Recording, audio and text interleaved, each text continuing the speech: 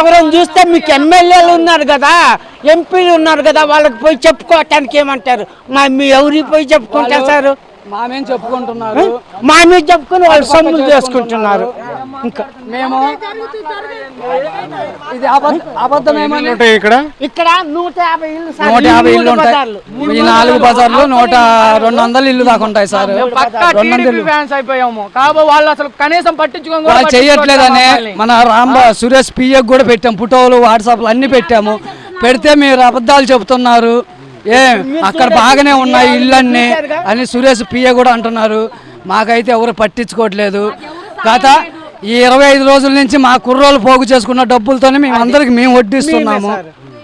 మీ కుర్రోళ్ళు మొత్తం మేమే పెడుతున్నాం, భోజనాలు కానీ టిఫన్లు కానీ ఏదైనా కూడా మేమే చూసుకుంటున్నాం. భగీరథ ఫ్యాక్టరీలో ఒక రోజు పెట్టారు, అంతవరకు కానీ మాకు ఎవరు పట్టించుకోవట్లేదండి.